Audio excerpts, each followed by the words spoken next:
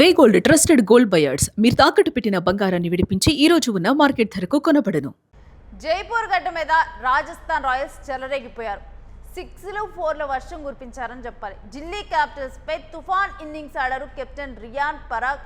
50 బాల్స్లో 8 4లు 5 సిక్సర్లతో ఇక Parag చెలరేగిపోతే 90 రన్స్లో captain innings ఆడాడు పరాగ్. ఇక కీలక ఇన్నింగ్స్ ఆడారు ఇందులో ధ్రువ్ అండ్ జురేల్.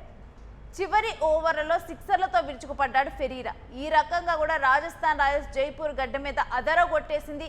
తక్కువ పరుగులకే పెవిలియన్ చేరినటువంటి యంగ్ సెన్సేషన్ వైభవ్ సూర్యవంశీ అయితే తక్కువ పరుగులకే పెవిలియన్ చేరడం జరిగింది. ఇక 6 పరుగులు చేశారు ఓపెనర్ జైస్వాల్. నిర్ణీత 20 ఓవర్లలో 6 వికెట్లకు 225 రన్స్ చేసింది రాజస్థాన్ రాయల్స్.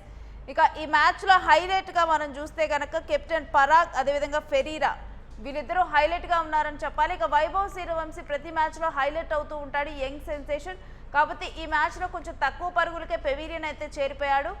ఇక కీలకమైన ఇన్నింగ్స్ ఆడటం జరిగింది ధ్రువ్ జురేల్. చివరి ఓవర్లో సిక్సర్లతోనైతే ఫెరీరా ఇరుచుకుపడ్డాడు. ఇక మొత్తం కూడా ఇప్పుడు రాజస్థాన్ రాయల్స్ 225 స్కోర్ చేయడం జరిగింది. ఇప్పుడు ఢిల్లీ టార్గెట్ 226 రన్స్. దీనికి సంబంధించినటువంటి అనాలిసిస్ మా ప్రతినిధి వెంకట్ అందిస్తారు. ఎస్ వెంకట్, ఇవాళ జరిగినటువంటి మ్యాచ్లో హైలైట్స్ మనం ఏం చూడొచ్చు? ఫస్ట్ అంటే రాజస్థాన్ ఎప్పుడైతే వాళ్ళది సాధారణంగా రాజస్థాన్ కి కానీ హైదరాబాద్ కి కానీ పంజాబ్ కి కానీ ఓపెనింగ్ బలం అనేది మనం వింటూ ఉంటాం. ఎందుకంటే వాళ్ళకి మిడిల్ ఆర్డర్ బలహీనంగా ఉంటుంది, ఓపెనింగ్ బలంగా ఉంటుంది. ఒక పంజాబ్ మినహా వీళ్ళందరూ కూడా ఓపెనింగ్ బలంగా ఉంటుంది. అయితే ఎప్పుడైతే వైభవ్ సూర్యవంశీ అలాగే యశస్వి జైస్వాల్ వీళ్ళిద్దరు వికెట్లు పడ్డాయో, ఆ తర్వాత ధ్రువ్ జురేల్ కూడా వికెట్ పడిందో, వీళ్ళ వికెట్లు పడిన తర్వాత వాళ్ళు భారీ స్కోర్ చేయలేరు, భారీ స్కోర్ చేసేటువంటి అవకాశం లేదని చాలా మంది అంచనా వేశారు. అయితే రియాన్ పరాగ్, ధ్రువ్ జురేల్ వీళ్ళిద్దరూ కూడా నిలబడటం, రియాన్ పరాగ్ కు ధ్రువ్ జురేల్ ఇచ్చినటువంటి సహకారం ఇవన్నీ కూడా జట్టును కొంత గౌరవప్రదమైనటువంటి స్కోర్ దిశగా ముందు నడిపించినటువంటి పరిస్థితి. ఇక ఆ తర్వాత ఏదైతే ఫెరేరా ఇన్నింగ్స్ ఉందో అతను కుల్దీప్ యాదవ్ బౌలింగ్ లో ఒక ఓవర్లో 20 పరుగులు చేయడం అనేది సంచలనంగా చెప్పుకోవచ్చు. సాధారణంగా కుల్దీప్ యాదవ్ బౌలింగ్ లో పరుగులు చేయడానికి ఇబ్బంది పడుతుంటారు, కానీ 20 పరుగులు రాబట్టాడు ఆ ఓవర్లో. అది చాలా వరకు కూడా ఆ తర్వాత నుంచి కూడా అతను నటరాజన్ బౌలింగ్ లో కానీ ఇదంతా కూడా చాలా దూకుడుగా పరుగులు చేసినటువంటి పరిస్థితి. దీంతో రాజస్థాన్ 225 పరుగులు పైచిలుకు చేసినటువంటి పరిస్థితి మనం చూస్తున్నాం.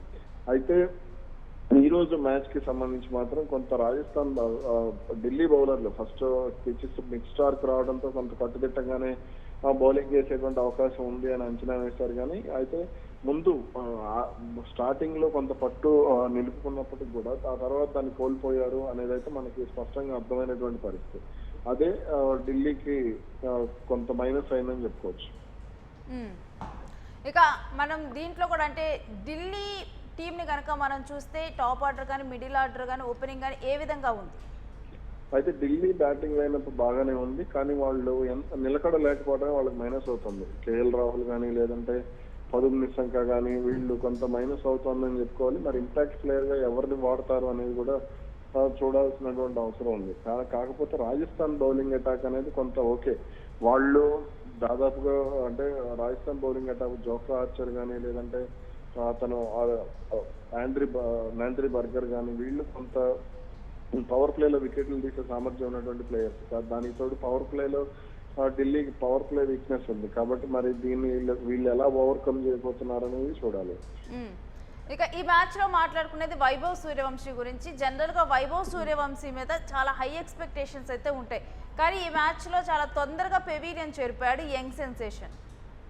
అంటే ప్రతి మ్యాచ్ ఆడాలని లేదు, అలానే ప్రతి మ్యాచ్ లోనూ దాన్ని మనం అట్లా అంచనా వేయలేం. కానీ అతని వీక్నెస్ అతని వీక్నెస్ ని కైల్ జేమిసన్ పట్టుకునే బౌల్ చేసినటువంటి పరిస్థితి ఉంది. కాబట్టి మరి దీనికి సంబంధించి ఎలా ముందుకు వెళ్ళబోతున్నాడు ఏంటనేది చూడాలి. కాకపోతే ఇక్కడ ఏమవుతుంది అంటే వైభవ్ సూర్యవంశీకి సంబంధించి బంతి స్వింగ్ అవుతున్నా అతను ఆడలేకపోతున్నాడు. కొన్ని అభిషేక్ శర్మ లాగా కొన్ని మైనస్లు ఉన్నాయి అనే మాట వినపడుతుంది. వాటిని ఓవర్కమ్ చేస్తే మాత్రం తదుపరి మ్యాచ్ లో అతను రాణించేటువంటి అవకాశం ఉంటుంది.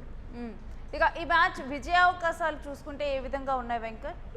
అయితే పవర్ ప్లేలో కనుక ఢిల్లీ 2 వికెట్లు పడితే 2-3 వికెట్లు కనుక పవర్ ప్లేలో కోల్పోతే మాత్రం ఢిల్లీకి మైనస్ అయ్యేటువంటి ఛాన్స్ ఉంటుంది.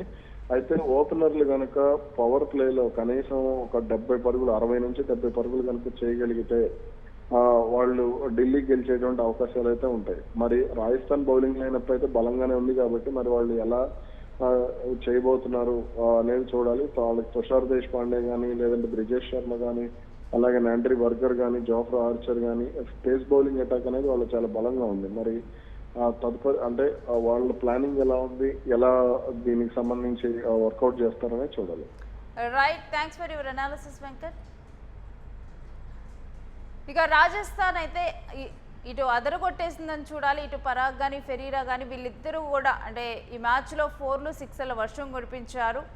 ఇక హై ఎక్స్పెక్టేషన్స్ ఉన్నటువంటి వైభవ్ సూర్యవంశీ ఈ మ్యాచ్లో తొందరగా పెవిలియన్ చేరటం జరిగింది. కాకపోతే ఈ మ్యాచ్లో కనుక మనం చూసుకుంటే అంటే బౌలింగ్ వేసేటప్పుడు కొంత అంటే కొన్నిటిలో కూడా వైభవ్ సూర్యవంశీ కొంచెం వీక్గా ఉన్నాడు కొన్ని బౌలింగ్ని ఎదుర్కోవటంలో అని మనకి తెలుస్తుంది. ఆ కొన్ని కనుక ఆ మైనస్ని కనుక సరిదిద్దుకోగలిగితే వైభవ్ సూర్యవంశీ ఎప్పట్లానే చెలరేగిపోతారని చెప్తున్నారు. ఇక మనం చూసుకుంటే ఇప్పుడు ఢిల్లీ విషయానికి వస్తే కనుక పవర్ ప్లేలో కనుక మంచి స్కోర్ చేసినా కానీ ఢిల్లీ ఉంటే డెఫినెట్గా కనుక విజయ అవకాశాలు ఢిల్లీ వైపు ఉండే అవకాశం ఉంది. మొత్తంగా చూస్తే కనుక ఇటు రాజస్థాన్ రాయల్స్ ఢిల్లీ మధ్య ఒక 50-50 అవకాశాలు. ఏ టీం గెలుస్తుంది అనేది కూడా ముందరే చెప్పలేని పరిస్థితి.